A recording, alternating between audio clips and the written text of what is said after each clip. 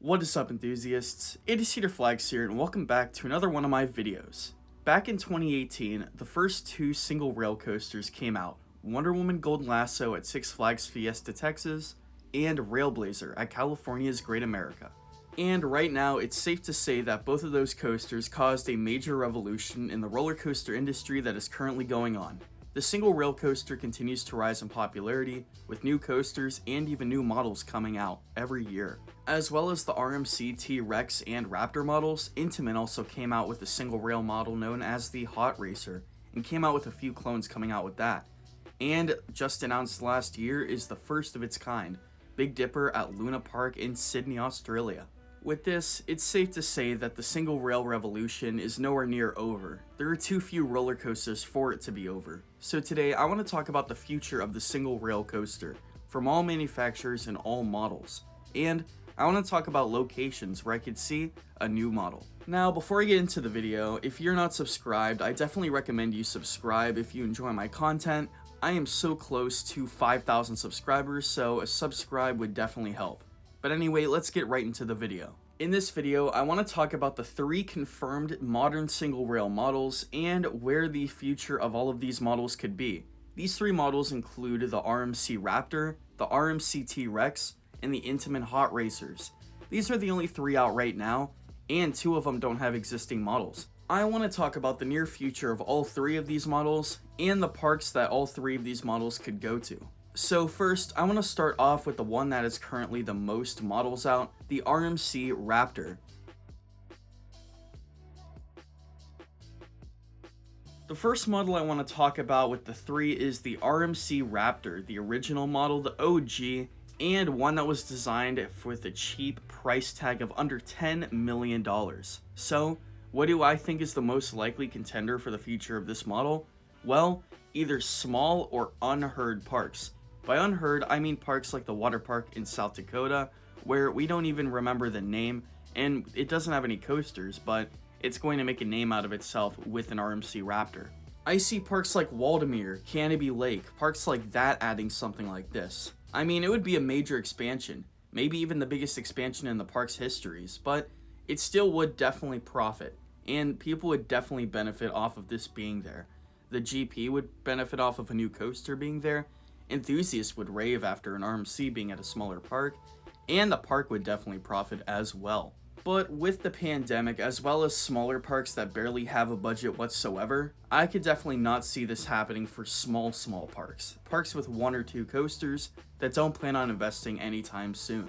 I'm talking about the slightly bigger parks, maybe that have 3, 4, or maybe even 5 coasters. And speaking of budget, it's time to talk about Six Flags. When it comes to quantity, Six Flags is the leading manufacturer. But when it comes to budget, Six Flags has been spending pretty cheap.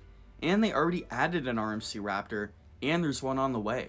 They added 2 already, and we all know how much Six Flags loves to copy and paste different rides to different parks, or maybe make them slightly custom, like some of these SNS 4D free spins or these super loops. I could see Six Flags doing the same thing with the Raptors.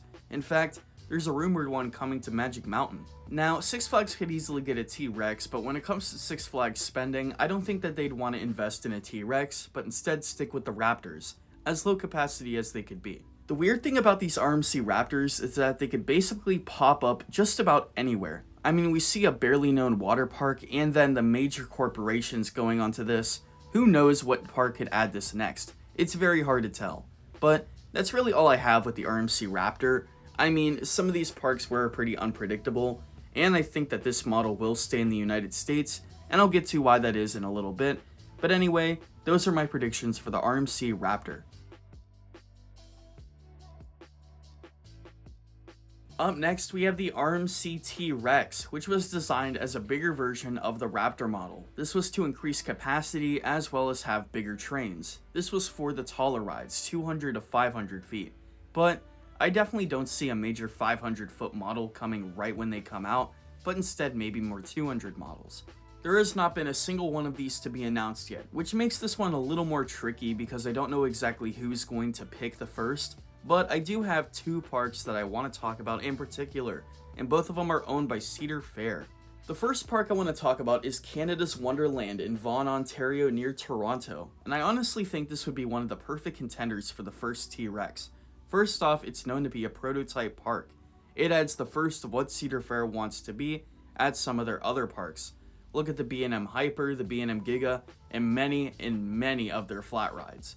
But then let's also look that RMC is an ejector company. When they create a coaster, they like to focus on nothing but ejector airtime. And RMC single rail models are also designed to do that. And looking at Canada's Wonderland's lineup, they don't have a single model that produces some great ejector airtime. I mean, Leviathan has some pretty strong floater, and maybe some mild ejector at times, but there's not a coaster that focuses solely on it. The next park I want to talk about is Kings Island in Cincinnati, Ohio. Well, Kings Island definitely has similar reasons. First of all, it has a lot of attendance numbers like Canada's Wonderland, but it also does need a powerful ejector machine.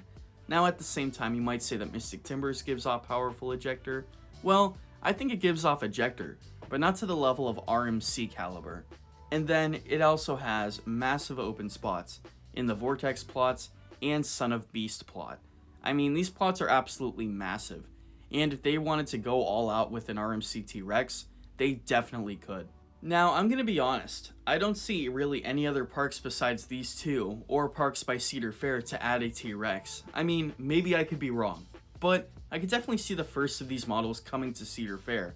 They've been talking about it a lot, and they definitely have a good relationship with the company. But when do I see the first of these opening? Probably in between 2023 and 2025.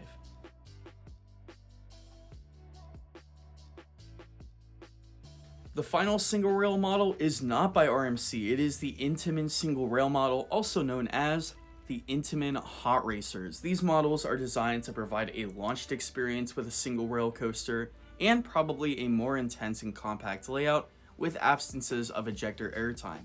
Now, this is definitely a different model. While the RMC ones focus on airtime, this one looks to focus on positive and acceleration Gs. Now notice the first one of these is coming to Australia, nowhere near the United States where the RMC single rails roam. Do I think people did this on purpose? Oh yeah, 150%. I think that the RMC single rails will be for American and North American parks, while these Intamin Hot Racer models will be more popular in overseas parks, including parks in Asia, Australia, and Europe, because of a lack of competition. Now, it's definitely the hardest to figure out of all of them, because there are so many international parks, but I do think that parks like the Merlin parks will definitely invest in something like this. They have a previous relationship with Intamin, and I think that they could dabble with the single rail concept, because they love their positive G machines, and I don't think this would be any different. Out of all of the parks, I personally think that Alton Towers would serve the best with this model, just because they can't build above the tree line, and these RMC and Intamin Raptors are definitely shorter models, especially the Intamin ones. The Intamin ones don't look like they crush 100 feet. They look like short, compact layouts that you could easily fit under a tree line and cover with lots and lots of theming. Well everyone, that is it for my video. Tell me what all of you thought in the comments down below, where you think the first of these single rail models will go, and where the model and trend will carry on. This is Cedar Flags, and I will see you all later.